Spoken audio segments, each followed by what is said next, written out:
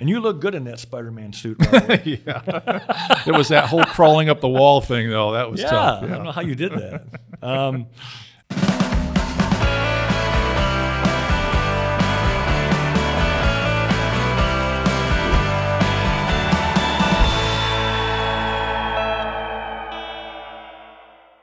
So welcome, everybody, to Easy Homes University.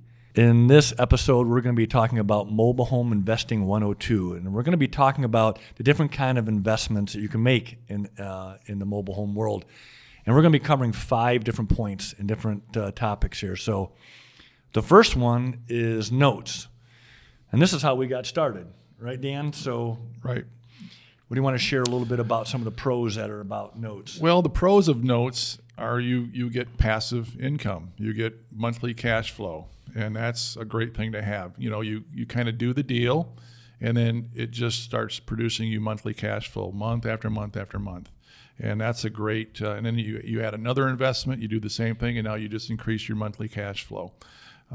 So the pros are you can hopefully get into the black quickly, and now it's all positive cash flow. Yeah, and you can also charge a little bit more for the home because you're selling it for really retail. So we'll get into some of the other wholesale conversations later on, but you can sell a home for thousands of dollars more, and the other thing you get is the interest. You know, like every mortgage that you might have on a home or a condo or what have you, you're paying interest to a bank. So you, in the terms, the vernacular or slang is called juice on a deal. And that's what you're going to be able to make on this. It can be anywhere from 6% all the way up to 10, 12%. Got to be careful of the usury laws so that there's laws that you can't go over a certain percentage. So you want to definitely look at that so you don't get your hand slapped. So, you don't want to get into that right. realm. and I think so. You can sell these homes for more when you're offering financing to a buyer. You know, a lot of times buyers aren't looking at the total costs of the home. They're looking at what their monthly outlay is going to be. Will it fit into their budget? So whether the note is 48 months long or 60 months or 5 or 6 or 7 years long, the buyer instinctively is looking at mostly at what their monthly outlay is going to be and can they afford this home on a monthly basis. So you're able to typically then sell these for much more than you normally would. Yeah, good point. And we had, 50, 60 plus notes at one time. And people used to say, well, what happens when you get them back?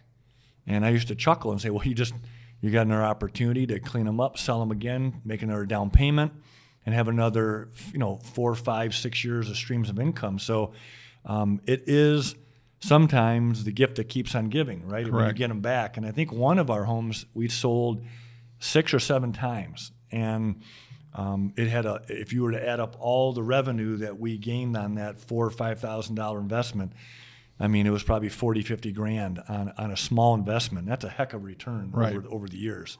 Right. So, now, some of the cons on carrying notes, one of them is back in 2009, 2010, a new law came out, federal law, and it was the Dodd-Frank, and it became the SAFE Act.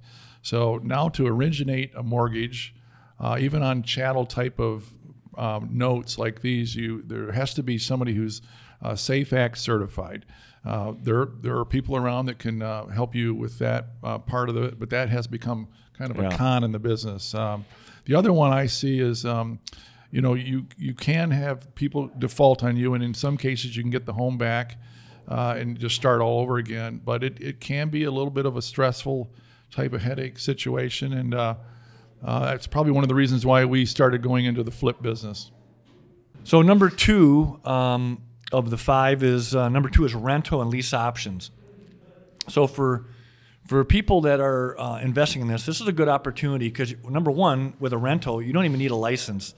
I would definitely check your state ordinance to verify that. But in Michigan, where we're at, you can buy and lease homes with no license, and that's something that you can do. It's like a great opportunity because you can buy a home, rent it out, just like you would if it was a stick belt home, but for a lot less money. Right. I mean, to get involved in a land home deal, you're going to need a lot of money, right? And so with mobile homes, you can buy a home for $500, like we said before, or $10,000, and literally have a stream of income that you can get into the black real quick. Right, and that's important. Getting into the black on your deal, quickly is important, because if you want to go out and do another deal, you're going to need some cash reserves to go out and buy the next property. So what would be some cons to rental lease option? I think some of the same ones with notes is that you can get some customers that default on you, cause you some headaches. We always found that the more you can get on a downstroke, a down payment, the more that buyer is committed to the property, and they're much less likely to default on you. So you can overcome some of those cons that way. Yeah, and one of the things we used to always do is we would hold the titles. If your state allows that, that's a good option, because that way, when they finally fulfill on that agreement, you can write off. Or if you want to put a lien on it, if it's a state that allows them to hold a title, you can do that. But another one that other than rental, is a lease option, which is another way that I won't really call it getting around the Dodd-Frank Act or the SAFE Act, but it is considered a legal option, and that's basically where you're going to take a down payment. That's the option part, and then you're going to hold on to that, and then basically you'll be leasing the home for a monthly fee, and it might be 2 years, 3 years in. That's the option period, where now they're going to have to pay up the home, pay the balance up, and if they don't, and if they leave the home prior to the lease being terminated, you keep the option money, and obviously the bigger the option, the better. So if someone's going to give you $5,000, $3,000, whatever it's going to be, and they walk from the deal, you get to keep the money. So that's the good part. Right, and we've exercised this lease option on a few deals here within the last 12 or 18 months. Yeah. These were homes we were trying to just flip for cash and get out of them and move on. When we couldn't get them moved as fast as we wanted, we had some opportunities to sell them on a lease option. And what the deciding factor for us was, they could put down a really hefty, large down payment. The down payment being almost to the point where it almost put us in the black at closing. Yeah. And when you can get in the black at closing, all the rest of those payments in the future are really just gravy at that point. Yeah, exactly. It makes it a lot easier to make that decision. It does. Right. Yeah, not to mention all the interest you're going to get too. Right. Now, number 3 is retail flips. Now, we're talking about retail flips is really when you buy a home in a community, a park, and you're going to sell it in the park. It's going to stay there. Now, to do that, obviously, we talked in earlier episodes to have agreement with the park that you're allowed to do this. But the big thing is you're selling it for market value in the park. A lot different than wholesale. Like you could buy a home for $5,000, but the retail value of that home in that community might be 15, 20, 25 grand. And what you're trying to do is, get that home run, because in this business, as you well know, Dan and I, we've had many deals well exceed $10,000 margins on flips. And usually you look at the retail flips, that's where you're usually going to find them. That's, so you'll make more money. That's a pro. Some of the cons, you're going to have to wait. Yeah, you may have to sit on that home for 30, 60, 90 days, maybe even up to a year. And those are long. That's a long time. And if you're paying lot rent on a home that you're trying to retail, that really starts to add up on your basis on the home. It does. And you start to get a little worried. It's a little stressful. But if you buy it right and you're in a park that you've become familiar with, that market. You can, and if you've got an arrangement with the community, the park owner, where they maybe waive your rent, your lot rent, that makes those decisions a lot easier. Yeah, exactly. There's been many times where we've had free lot rent kind of verbatim over until the home sells, and other communities are like, well, that doesn't work for them. And, well, what does work? Well, I'll give you the first 2 months free, and then after that, you're going to go full boat, if you will, full amount. And we've agreed to those because, it's got to be a win-win. If it's not, then the park's going to feel like you're taking advantage of them, and they'll eventually just ask you to stop doing what you're doing, and you won't have that opportunity. So, but the key is, buying them right, having partnership with that park. Maybe you'll even enroll that park into helping you sell it, because they are the gatekeepers, and people are coming into that community always looking to buy. And if you have them as your liaison and your interviewer, they'll guide you right to a purchase or to a sale, right? And don't be afraid to offer some compensation to that park manager to help you sell some of your inventory. Yeah, we've done that, but to be on the safe side, we've always asked their regional managers if that's appropriate, because it can look a little sly if you're doing that. So we go to the regional managers, tell them up front, this is what we like to do. Are you okay with that?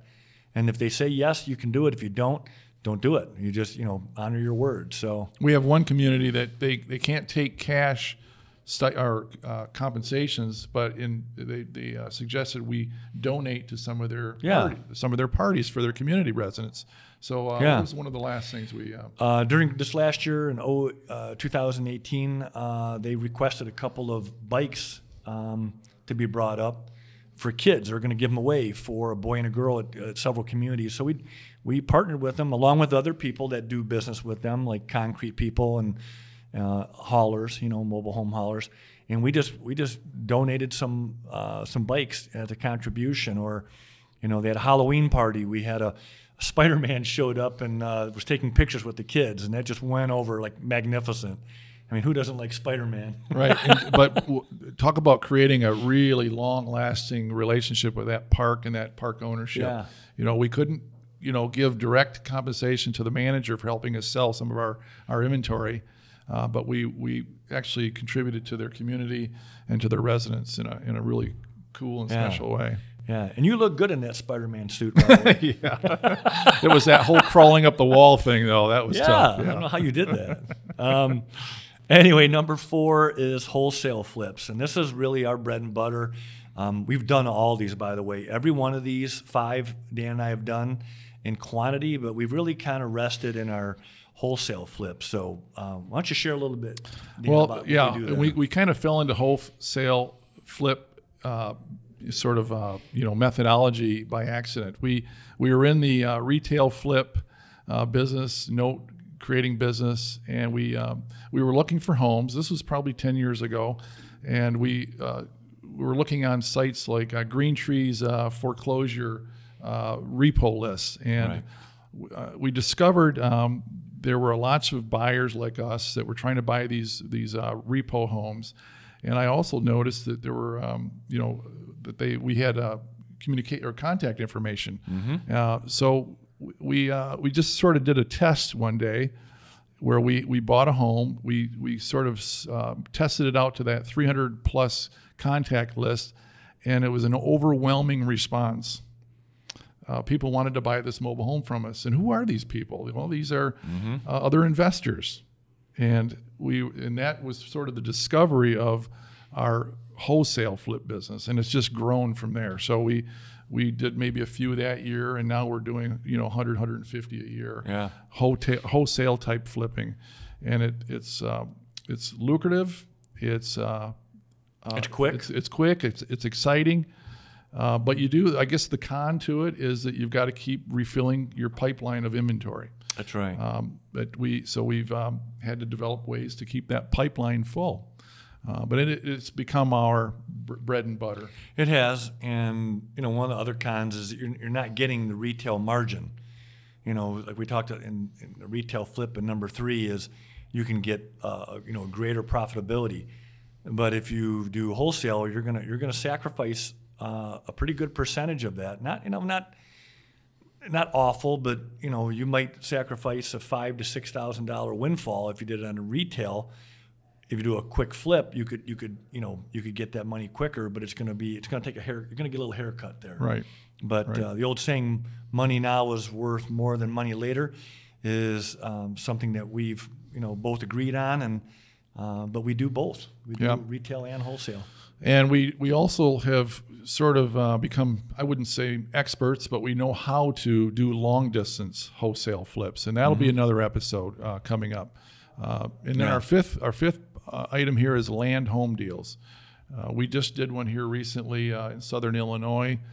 We used to do a lot more of these back in the earlier days. And a land home deal is where you buy a private piece of land, a private lot that has a mobile home on it. And basically you're treating it like you just bought a mobile home park, a one lot mobile home park. And you own the land, you own the dirt, you own the mobile home. The way we did our deals is you did a flip on one, but I bought the dirt, bought the mobile home, sold the mobile home to a buyer on a note, and then charged them lot rent for the dirt. Right. And those are, produce passive income. And again, getting the right kind of tenant in there, getting a good downstroke, a good down payment to get yourself in the black as quick as possible is a great idea. What would you say are the cons on those?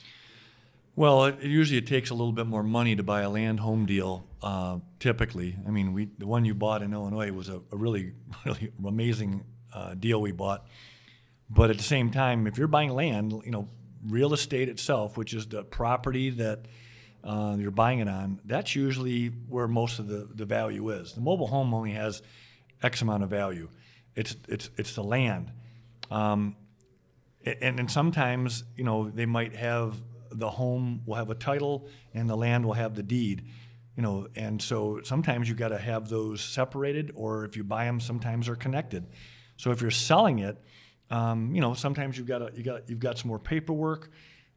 Takes a little bit more of a person that has more resources sometimes to buy it outright. If you want to flip it, it definitely is going to take more money, because you're looking for someone that's got a little bit more funds available. But and just it's another area that you can build your portfolio, one home and one land deal at a time. And if you own 50 of these, you'd have a small park, right? You know what I mean? Versus having one community where you have to manage everything. You could have 50 individual deals and have a small mobile home park. And the exit strategies on land home deals, there are some opportunities there. You can, if you've got a tenant who's been buying the home from you, paying a lot rent, at some point you can say, hey, tenant, would you like to just buy the land? And then you create a whole new note and sell the rest of that entity on another 10-year, and you turn maybe a 5-year cash flow into a 25-year cash exactly. flow. So, and that's those are our 5 points. They are, yeah. So thanks for watching, and we'll look forward to seeing you at our next episode. Thanks so much for watching Easy Homes University. Make sure you like this video and subscribe to see our future episodes.